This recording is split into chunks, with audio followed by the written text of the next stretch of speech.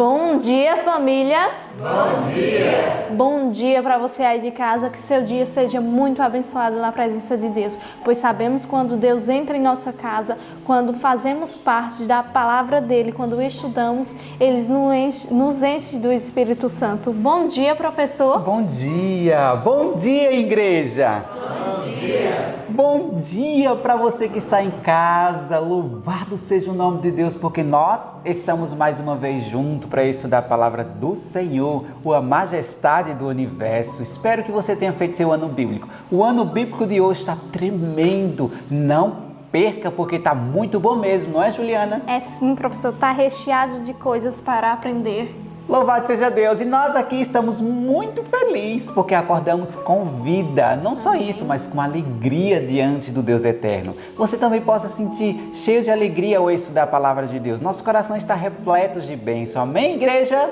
Amém! Mas antes de nós orarmos, nada mais do que nós abraçar aquelas pessoas que nós amamos, não é? Então, você que está em casa, eu gostaria de mandar um abraço muito grande para Sônia. Sônia que nos acompanha, que nos assiste, que está sempre junto conosco. Deus te abençoe e te fortaleça. Um abraço para você. Nós vamos estar orando por ela, sim ou não, Juliana? Sim, vamos orar.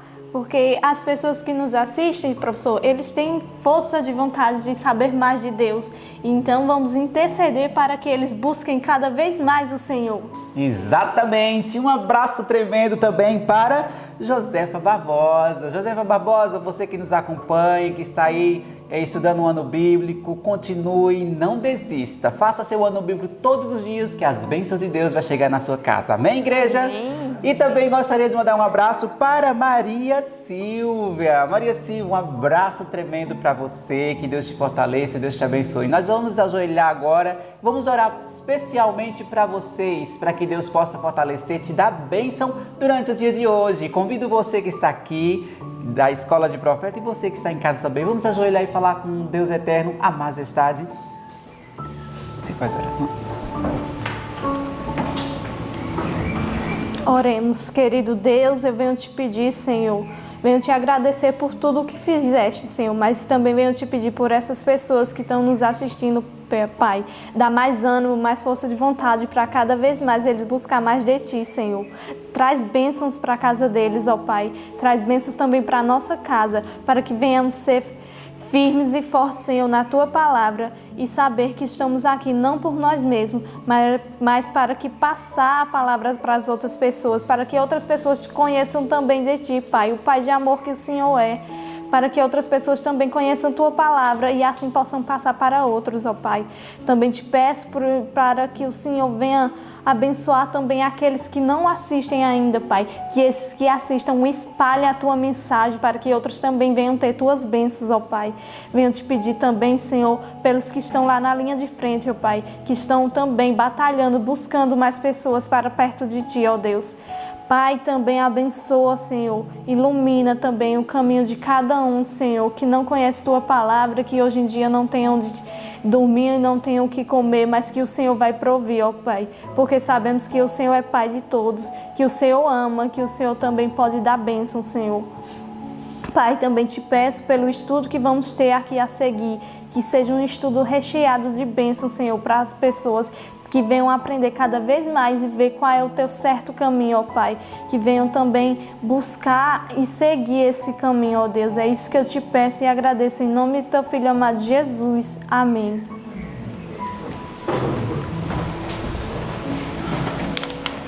Muito bem, chegou um momento muito bom, que é poder cantar ao Deus eterno.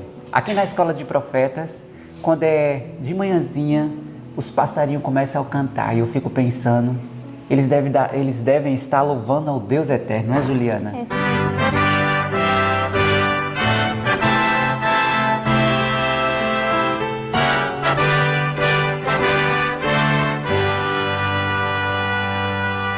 Dias turvos há em que busco em vão o semblante de meu Jesus. Mas em meio às trevas vislumbro a luz, ao Jesus me tomar a mão. Ao tomar minha frágil mão, ao tomar minha frágil mão. Sinto vir do além, força em seu poder. Ao Jesus me tomar a mão. Quando as forças faltam no jornada e me vem tentação vulgar, sinto a fé voltar e me animo então ao Jesus me tomar a mão. Ao tomar minha frágil mão, ao tomar minha frágil mão, sinto vir do além força em seu poder. Ao Jesus me tomar a mão. Quando a noite vem e não posso ver que caminho seguir então, fulgurante luz vejo resplender, ao Jesus me tomar a mão. Ao tomar minha frágil mão, ao tomar minha frágil mão, sinto vir do além força em seu poder. Ao Jesus me tomar a mão.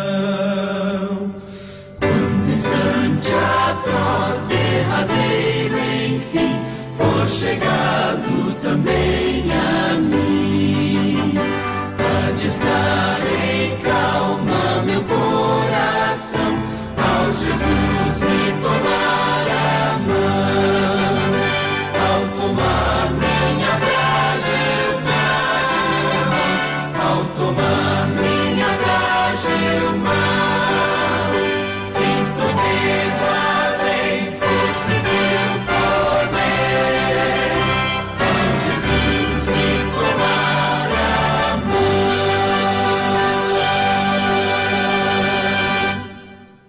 Do lar, daqui uns dias nós estamos subindo nas mansões celestiais para morar junto com Jesus. Que você possa ter meditado nessa letra de hino. Coloque mais vezes para você escutar e cante durante o dia. Louvado seja Deus por isso. Nesse momento nós agora vamos citar o texto, que é muito importante para a nossa vida, não é, Juliana? É sim, professor, gravar a palavra de Deus em nosso coração e em nossa mente faz estar mais perto de Cristo. Exato! E onde é que se encontra o texto desta semana? Se encontra lá em Atos 4, do 29 ao 31. Todos vamos junto? Vou esperar você abrir sua Bíblia para que possa também recitar conosco, junto com nossa família aqui. Então vamos lá? Vamos juntos decorar a palavra do Deus Eterno? Pode fazer a contagem, Juliana? Claro, professor. No 3, vamos juntos? 1, 2, 3. Atos 4, do 29 ao 31. Agora, pois, ó Senhor, olha para as suas ameaças e concede aos teus servos que falem com toda ousadia a tua palavra, enquanto estende a tua mão para curar e para que se façam sinais e prodígios pelo nome de teu santo Filho Jesus. E tendo orado, moveu-se o lugar em que estavam reunidos, e todos foram cheios do Espírito Santo e anunciavam com ousadia a palavra de Deus.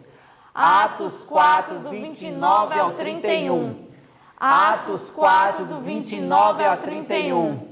Agora, pois, ó Senhor, olha para as suas ameaças e concede aos teus servos que falem com toda ousadia a tua palavra, enquanto estende a tua mão para curar e para que se façam sinais e prodígios pelo nome de teu santo Filho Jesus. E tendo orado, moveu-se o lugar em que estavam reunidos, e todos foram cheios do Espírito Santo e anunciavam com ousadia a palavra de Deus. Atos 4, do 29 ao 31. Atos 4, do 29 ao 31. Agora, pois, ó Senhor, olha para as suas ameaças e concede aos teus servos que falem com ousadia a tua palavra, enquanto estende a tua mão para curar e para que se façam sinais e prodígios pelo nome do teu santo Filho Jesus. E tendo orado, moveu-se o lugar em que estavam reunidos, e todos foram cheios do Espírito Santo e anunciavam com ousadia a palavra de Deus. Atos 4, do 29 ao 31. Muito bem, daqui uns dias nós estamos sem Bíblia, mas nossa mente, louvado seja Deus. Espero que você tenha um bom dia e fique conosco agora ao estudar a palavra do Deus Eterno. Encha seu coração, não é, Juliana? Amém, que o Senhor lhe encha com esses estudos de hoje. Bom dia para vocês. E até amanhã. Bom dia. Bom dia. Bom dia com muita alegria, não? Bom dia porque nós amanhecemos e estamos mais uma vez aqui para fazer o quê? A coisa melhor do mundo, não é? Estudar a palavra do Senhor. E bem podemos dizer, né? Até aqui nos ajudou o Senhor. Eu tenho certeza que você tem sido ajudado por Deus a permanecer. Ninguém permanece sem a ajuda de Deus. Se temos permanecido, é porque Deus tem nos ajudado. E louvado seja o Senhor pela bondade dele em nos conduzir. E hoje não será diferente. Hoje, mais uma vez, nós vamos abrir a palavra de Deus e seremos conduzidos pelo Espírito dele. Vocês creem nisso? Eu creio nisso. Eu espero que você aí de casa também creia. Nós seremos conduzidos pelo Senhor ao abrir a palavra dele. E eu queria que você abrisse aí a sua Bíblia lá em 1 Reis, capítulo 18, que foi o estudo dessa madrugada. Eu sei que a gente também leu 2 Crônicas, mas a gente já comentou isso em estudos passados, que é a história do rei Asa. Inclusive foi eu mesma que comentei com vocês. Então hoje nós vamos nos deter somente no capítulo de Reis mesmo, 1 Reis capítulo 18. E no Profetas e Reis, nós vamos ler o capítulo 10, vamos comentar o capítulo que fala uma severa repreensão. Nós estamos falando de Elias, não é isso? Entramos na história de Elias, a gente gosta tanto de ouvir a história de Elias, né? Elias, um poderoso profeta do Senhor. Como é bom, né? Mas que pena que ele teve que surgir num contexto tão difícil, né? Era um contexto de muita apostasia. E nós vamos comentar um pouquinho então sobre a vida de Elias. E o momento que nós vamos comentar sobre a história dele é um momento muito especial. Quando começou a seca, quando começou a não cair chuva, né? E aí a terra começou a ficar seca, começou a faltar água, começou a faltar comida. Deus sustentou Elias em todo o tempo da seca. Olha que legal. Olha que interessante é você pertencer ao povo de Deus e estar a serviço de Deus. Deus te mantém, mesmo em meio a uma seca. Todo mundo estava sofrendo com a seca, mas Elias tinha água e tinha a sua comida certa. E diz que ele estava nas montanhas, sendo protegido por Deus. E enquanto ele esteve lá, havia um ribeiro que dava água todo momento para que ele bebesse. Só que a seca foi tão forte que em alguns meses aquele ribeiro secou. Pensa aí você foi lá, fez o que Deus havia pedido, deu o recado para o rei, veio a seca, Deus estava te sustentando, estava tudo bem, não faltava nada para você, mas de repente o ribeiro seca. Você se desesperaria? Colocaria a mão nos cabelos e diria, agora Deus me abandonou? Será que era assim que a gente agiria? Elias não agiu assim. Quando o ribeiro secou, a gente não vê o texto dizendo assim, e Elias se desesperou e arrancou os cabelos e disse, e agora o que eu vou fazer? Acabou tudo, estou abandonado. Não. Elias agiu diferente. Diz que ele esperou pacientemente no Senhor e a voz do Senhor veio a ele dizendo, eu tenho um lugar de refúgio para você. Só que as coisas de Deus são extremamente diferentes daquilo que a gente espera. A gente espera as coisas de um jeito, né? Aí Deus vem com uma coisa totalmente diferente e a gente fala, opa, que negócio estranho é esse? Deus disse assim, Elias, eu tenho um lugar de esconderijo para você. Essas informações estão no capítulo 17 de 1 Reis, tá? Não é a orientação da leitura de hoje, mas lá está escrito a história de Elias, quando Deus diz para ele, você vai para uma terra estrangeira. Opa, uma terra estrangeira? Uma terra que não é do povo de Israel? Sim, você vai para uma terra que não é do povo de Israel. e você vai bater na casa de uma viúva. Uma viúva? Como é que é? Como é que pode uma viúva? Me diga só, pra gente parece tudo muito normal, né? Viúva hoje é bem assistida, né? Mas na época que Elias vivia, uma viúva mal tinha um sustento para ela mesma. Ela não tinha marido, ela não podia trabalhar. Quem sustentava a viúva? Muitas vezes era de caridade, né? O pessoal que ajudava. E aí Deus fala para ele ir para uma terra estrangeira e ainda bater na porta de uma viúva. Não parece meio estranho? E lá vai Elias, sem questionar nada, bater na porta dessa viúva. E eu imagino ele chegando, sem nada na mão. Não tinha nada. Pensa alguém que não tem nada, nada, só chegou com a cara e com a coragem. Bateu na porta da viúva e pediu a ela aquilo que com toda certeza ela não deveria ter. Pediu um pouco de pão, um pouco de água. Peraí, numa seca como estavam? Pediu pão, pediu água. E ela deu uma resposta um tanto interessante. Olha só. Queria que você pegasse aí no capítulo 17 e pegasse o verso 12. Olha a resposta da viúva para a pergunta, para o pedido de Elias. Porém ela disse: vive o Senhor teu Deus. Peraí. Você não acha estranho uma estrangeira falar assim, dessa maneira? Parece até que faz parte do povo de Israel. Vive o Senhor teu Deus. O profeta Reis vai nos dizer que, embora ela não fosse israelita, ela tinha ouvido falar do Senhor e era crente no Senhor Deus, o Deus de Elias. Olha que interessante. Então Deus não enviou Elias para qualquer viúva lá da terra de Sidom. Enviou para uma mulher que, embora fosse estrangeira, era crente no Deus de Israel. E aí ela disse: vive o Senhor teu Deus, que nem um bolo tenho. Tadinha. Nem um bolo tenho, senão somente um punhado de farinha numa panela e um pouco de azeite numa botija. E vês aqui, apanhei 2 gravetos e vou prepará-lo para mim e para o meu filho, para que o comamos e morramos. Qual era a expectativa de vida que essa viúva tinha? Qual era a esperança que ela tinha de que ela ia sair daquela crise? Nenhuma. Ela entendia que ela ia morrer naquela crise. Nós vamos comer esse restinho de farinha com um pouquinho de azeite e vamos esperar a morte. Agora olha que interessante, ela não tinha expectativa de vida nenhuma. Só que bate na porta dela alguém que não tinha nada para oferecer para ela. Alguém que tinha só para pedir, me dá o que tu tem. Só que na visão de Deus era diferente. Eu estou apresentando para vocês a visão humana. A visão humana era assim: alguém pobre, sem nada, batendo na porta de uma viúva que está esperando a morte.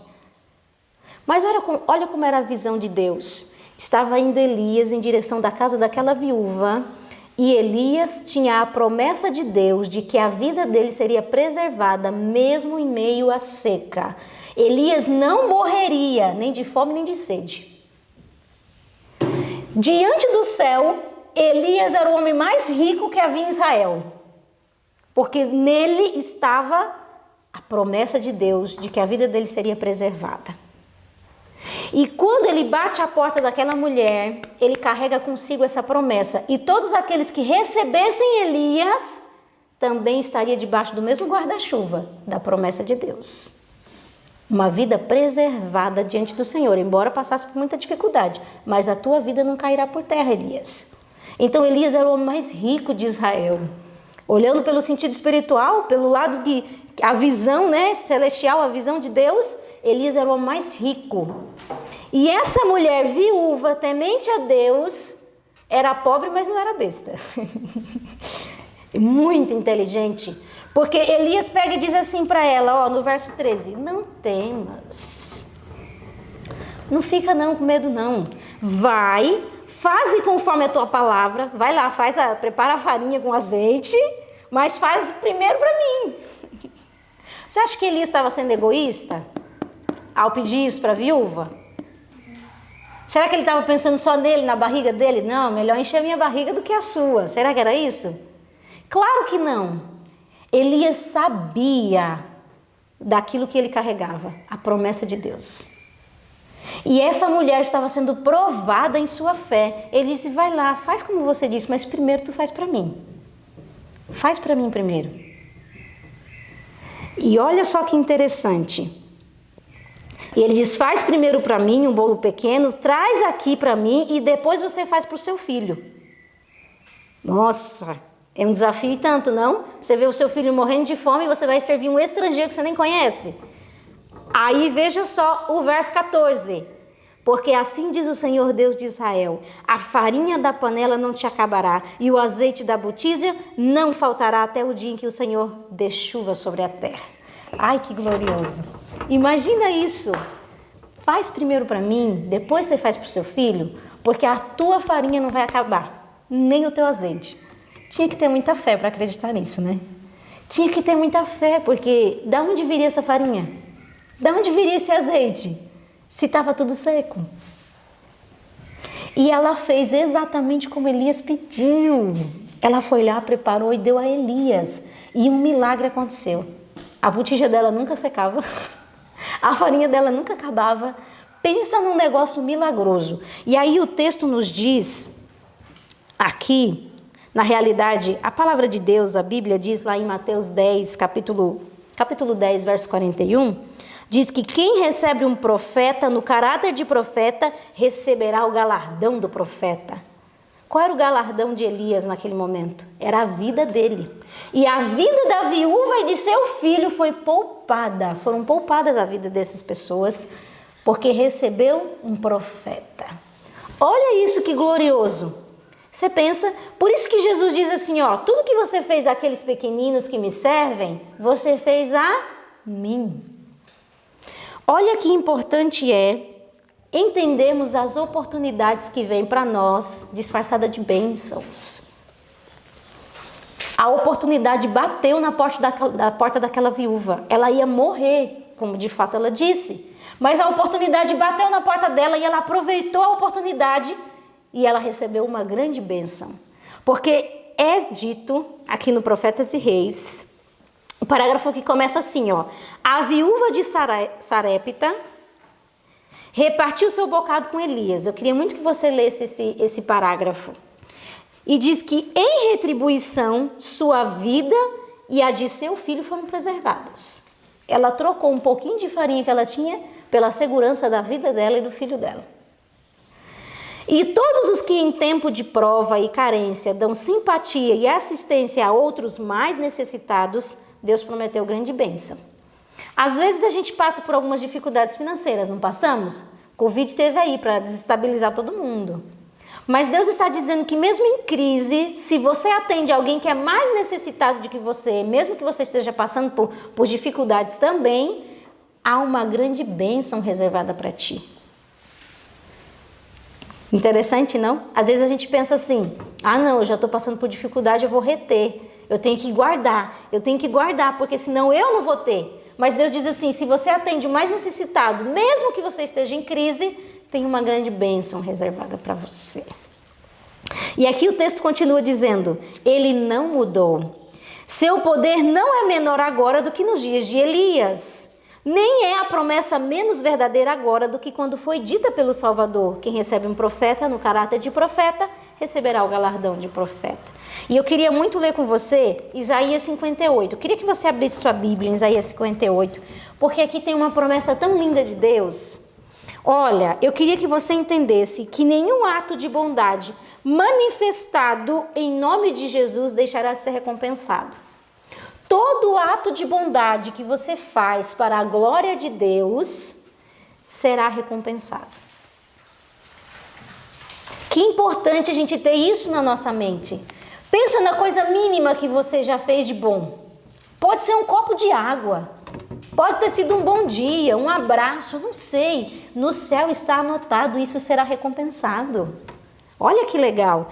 Isaías 58, verso 10 e verso 11 diz assim, ó. E se abrires a tua alma ao faminto, e fartares a alma aflita, então a tua luz nascerá nas trevas, e a tua escuridão será como o meio-dia. Olha que lindo, né? E o Senhor te guiará continuamente, e fartará a tua alma em lugares áridos. Perceba, Deus fartará a tua alma em lugares áridos, ainda em meio à crise e ainda em meio à dificuldade. Foi o que aconteceu com aquela viúva. Mesmo em dificuldade, não faltou farinha para ela, não faltou azeite para ela. Por quê? Porque ela ajudou alguém que estava precisando. Que lindo! E fortificará os teus ossos, e será como um jardim regado e como um manancial cujas águas nunca faltam. Ai, como eu quero crer nessa promessa. Como eu quero crer que isso é verdadeiro. Você sabe que Deus não mente, Deus não engana? E Deus cumpre as promessas dele? Então a gente tem que ter coragem de obedecer o que Deus diz e crer que Ele vai cumprir o que Ele falou. E lá estava Elias na casa dessa viúva sendo sustentado. Agora ele, ela e um filho. E Deus sustentando os três. Você acha que é muita gente para Deus? Claro que não. Deus sustenta 3 milhões, sustenta todo mundo. E Deus estava sustentando esse lar, essa família. Só que Elias não ficaria ali para sempre.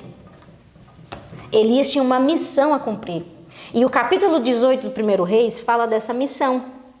Porque houve um momento que Deus mandou Elias se encontrar com quem? Com Acabe. Eu acho isso extraordinário, a maneira como o profeta de Deus obedecia a ordem de Deus, sem temer. Porque eu, sinceramente, eu acho que eu recuaria em encontrar Acabe. Porque Elias estava sendo procurado para ser morto. Se ele se apresentasse a Acabe, qual era a chance dele sair vivo? Mínima, né? Se ele estava sendo procurado por todo o reino. Acabe tinha procurado ele em todos os reinos, estava procurando ele por toda parte, querendo matar, arrancar a vida dele. Jezabel também não era diferente, Jezabel era pior ainda, né? Aí Deus fala assim, Elias, você tem que ir lá se encontrar com Acabe. O quê? Aquele que quer me matar? Com ele mesmo. Vai lá, meu filho, você tem que se encontrar com ele porque eu tenho uma mensagem para Acabe. E lá estava Elias indo de encontro a Acabe, e Acabe estava procurando água, procurando alguma erva para os seus bois, para os seus animais, para que os animais não morressem. E o povo, a nação de Israel, tinha entrado em tamanha apostasia que nem mesmo a seca quebrantou o coração dessas pessoas. Você consegue imaginar que dureza é essa? Que Deus não nos permita chegar a esse nível. De estarmos com um coração tão duro que nem Covid converte o nosso coração. Que nem crise de seca, de enchente, seja lá o que for, converta o nosso coração. Você sabe, né? Eram severos juízos que Deus estava derramando sobre o povo de Israel para fazer eles retornarem. E às vezes a gente vê as coisas acontecendo no nosso mundo, essas tragédias, essas pandemias, e a gente não entende que Deus está tentando fazer o quê? Chamar a nossa atenção e dizer, voltem-se para mim. E o povo estava com o coração tão duro que nem a seca mais seca, nem a terra mais batida fazia o povo retornar. E lá estava Elias agora para enfrentar Acabe. E olha só que interessante, diz que ele não se apresenta a Acabe, ele se apresenta ao... Quem é o nome dele mesmo?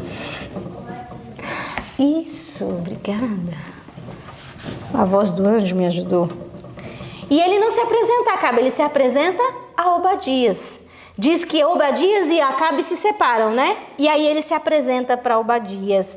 Então pega aí a sua Bíblia em 1 Reis, capítulo 18, verso 7. Estando, pois, Obadias já em caminho, eis que Elias o encontrou. E Obadias, reconhecendo-o, prostou-se sobre o seu rosto e lhe disse, és tu, meu senhor Elias?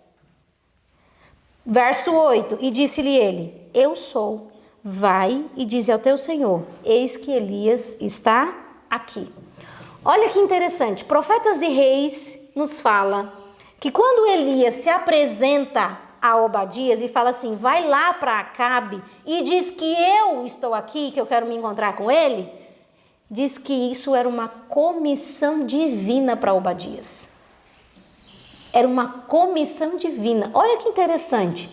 Às vezes a gente não entende as coisas de Deus. Deus fala uma coisa para a gente e a gente não entende aquilo como uma comissão. Uma comissão divina, a gente pode fugir dela? Claro que não. Elias estava dando uma missão para Obadias, não era simplesmente um recado, ele não estava sendo um menino de recado. Ele estava entrando na missão de Jeová. Ele estava já dentro da missão porque tinha protegido muitos daqueles que eram fiéis. Agora Deus tinha uma nova comissão. Vai lá e diz que Elias quer falar com ele. E ele não podia recuar daquela comissão, embora tentou.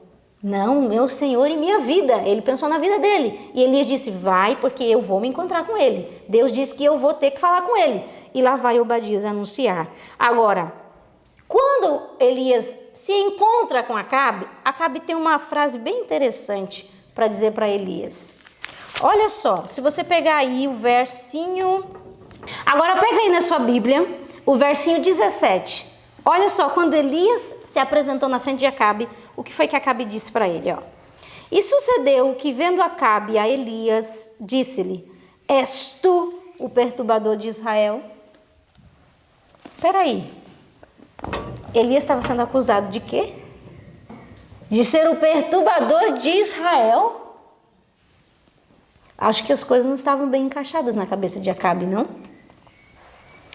Ele estava acusando Elias de ser o causador de toda a desgraça que estava acontecendo em Israel. Mas por que mesmo que essa desgraça estava acontecendo? Era porque Elias tinha desobedecido a Deus? Não, era porque a nação de Israel havia desobedecido a Deus. E olha a resposta de Elias. Um homem santo, cheio de ousadia. Verso 18. Então disse ele, eu não tenho perturbado Israel, mas tu e a tua casa e a casa de teu pai, porque deixastes os mandamentos do Senhor e seguistes a Baalaim. Elias colocou as coisas no lugar, não foi? Eu? Você está falando de mim? É tu o perturbador de Israel, tu e a casa de teu pai, porque vocês não obedecem os mandamentos de Deus. Oh, glória! Eu queria receber isso do céu. Você queria receber isso do céu? Elias tinha a firmeza necessária para colocar as coisas no lugar, para chamar o pecado pelo nome e dizer, eu sei muito bem o que está acontecendo aqui. E o que está acontecendo é que você está em pecado. Olha só a maneira como Elias se posicionou frente à acusação de Acabe. E veja só o parágrafo que diz assim, ó. É natural que o causador do mal, acha aí esse parágrafo. Aqui o meu está na página 67, mas é essa edição aqui. Mas você vai achar aí no seu. É natural que o causador do mal torne o mensageiro de Deus responsável pelas calamidades. Você sabe, né, que isso vai acontecer com a gente. Não falta muito. Vai acontecer vários desastres na terra. E as pessoas vão acusar quem como causador disso? Nós, aqueles que obedecem os mandamentos de Deus. Olha a seriedade disso. Nós vamos passar pela mesma coisa que Elias. Que vem como seguro resultado do afastamento do caminho da justiça. Os que se colocam sobre o poder de Satanás são incapazes de ver as coisas como Deus as vê. Quando o espelho da verdade é posto perante eles, ficam indignados ao pensamento de receber reprovação. Cegados pelo pecado, recusam-se a arrepender-se, sentem que os servos de Deus se voltaram contra eles e são dignos da mais severa censura. Só que o que Deus espera de mim e de você? Eu quero ler com você o parágrafo que diz assim. Tu és este homem. Acha esse parágrafo, está lá mais para o final do capítulo, e diz assim, ó. Tu és este homem. Palavras indiscutivelmente claras como estas, dirigidas por Natã a Davi, raramente são ouvidas no púlpitos hoje. Raramente vistas nas imprensa pública. Se não fossem tão raras, veríamos mais do poder de Deus revelado entre os homens. Os mensageiros do Senhor não devem queixar-se de que seus esforços não produzem frutos, enquanto não se arrependerem de seu próprio amor ao aplauso e seu desejo de agradar aos homens, o que os leva a dissimular a verdade. O que leva alguém a amaciar uma pregação? Por que nós temos tantas pregações aí, assim, aquelas pregações assim, Deus te ama, Deus vai vencer, Deus vai acabar com seus inimigos? Por que nós temos tantas pregações algodão doce? Por que hoje não se reprova mais o pecado? Por que hoje a pregação é Deus quer teu coração, não importa o que você faça? Você pode fazer o que você quiser com o seu corpo, com a sua vida. Deus não se importa, Ele quer o seu coração. Se você é sincero de coração, Deus te quer assim. Por que nós temos tantas pregações assim, frouxas? É porque as pessoas têm amado os aplausos e têm o desejo de agradar aos homens e não a Deus. Deus não tolera o pecado. Ele ama o pecador, é fato, Ele te ama. Não importa o que você faça, Ele vai amar você. Mas Ele nunca vai tolerar o seu pecado.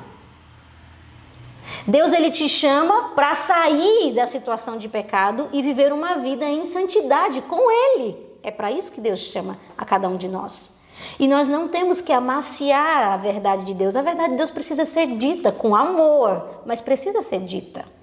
E aqui diz o próximo parágrafo: os pastores que apreciam agradar aos homens, que clamam paz, paz, quando Deus não falou de paz, bem deviam humilhar o coração perante Deus, pedindo perdão por sua insinceridade e falta de coragem moral. Não é por amor ao próximo que eles abrandam a mensagem que lhes é confiada, mas porque são indulgentes para consigo mesmo e amam a vida fácil. Você acha que era fácil a vida de Elias? Dizer para Acabe assim: és tu o perturbador de Israel e não eu, porque você desobedeceu a Deus. Você acha que era fácil para Elias falar isso? Com toda certeza não. Mas ele tinha que falar, porque Deus mandou. O verdadeiro amor busca primeiro a honra a Deus e a salvação de almas. Os que possuem este amor não se esquivarão à verdade para se abrigarem dos incômodos resultados de falar claramente. Quando pessoas estão em perigo de se perderem, os ministros de Deus não considerarão o eu, mas falarão a palavra que lhes é ordenada, recusando desculpar ou atenuar o mal. Não existe outro caminho para aqueles que querem servir a Deus. Nós não podemos sancionar o pecado. Nós precisamos ter uma posição muito firme e com muita clareza falar aquilo que a palavra de Deus nos orienta a falar. Deus não aceita a homossexualidade. Deus não aceita a prostituição. Deus não aceita o adultério. Deus não aceita os vícios, droga, bebida, cigarro. Pensa no que você quiser. E nós precisamos avisar as pessoas desse tipo de situação. Com amor, com bondade. Mas nós precisamos falar, porque hoje as pessoas têm vivido dessa maneira e achado que Deus aceita. Eu não estou falando das pessoas lá fora, estou falando das pessoas que hoje congregam em muitas igrejas e que praticam tudo isso e pensam que é normal. E não é. E o Senhor Deus pede para que nós tenhamos a coragem de Elias, a coragem de Natã, a coragem de João Batista. Pensa, como é que João Batista repreendeu o Herodes que pegou a mulher do seu irmão? Ele repreendeu e disse: raça de víboras. Que Deus ajude você, que Deus ajude a mim a termos o equilíbrio de falarmos a verdade do Senhor, com firmeza, com bondade, com amor, mas falarmos e levantarmos a bandeira de Emanuel. Eu queria finalizar com você então, lendo aqui o último parágrafo do capítulo de hoje. Deus não pode usar homens que em tempos de perigo, quando a força, a coragem e a influência de todos são necessárias, temem tomar uma firme posição pelo direito. Está chegando o momento, meus irmãos. Nós teremos que nos posicionar pelo que é certo. E isso pode até custar a nossa vida. Mas se nós não nos posicionarmos, nós perderemos a nossa chance. Nós perderemos o nosso espaço no céu. Nós temos que nos posicionar pelo que é certo. O mundo hoje já não sabe diferenciar da mão direita para a esquerda. E nós precisamos ter a posição firme daqueles que defenderão a verdade de Deus. Ele chama a homens para que se empenhem fielmente na batalha contra o erro, guerreando contra principados e potestades, contra os príncipes das trevas deste século, contra as forças espirituais da maldade nos lugares celestiais. A tais é que ele dirigirá as palavras. Olha só, para quem que Deus vai falar isso? Para aqueles que estão firmes pelo direito, combatendo o erro. Bem-estar, bom e fiel servo, entra no gozo do teu Senhor. Eu quero muito ouvir isso da boca de Deus. Que o Senhor Deus te fortaleça para você permanecer pelo que é certo, ainda que isso custe a sua vida. Que também o Senhor Deus nos fortaleça a mim e a você, a permanecermos pelo que é certo, ainda que custe a nossa vida. Vamos orar? Vamos pedir a Deus?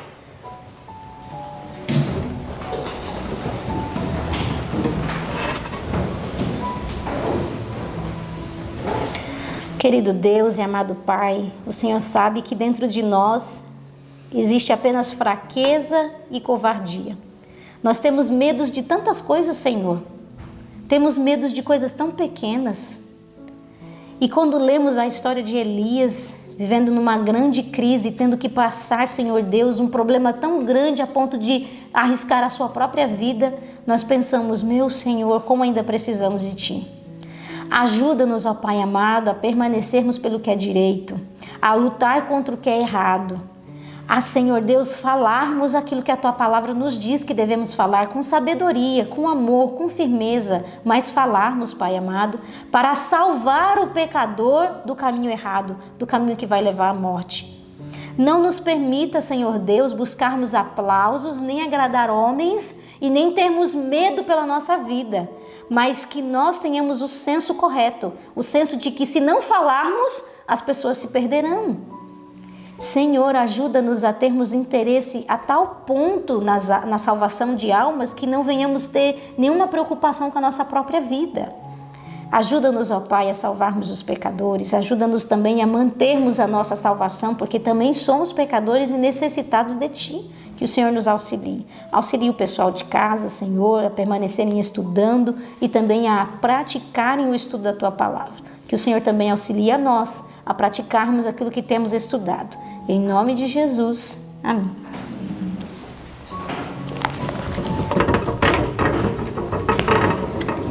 Que alegria foi estudar com você. Muito bom, muito bom. Muito bom ter você aí do outro lado. Que você permaneça, tá? Aquele que perseverar até o fim será salvo. O Senhor Deus te abençoe e eu espero você amanhã. Tcharam!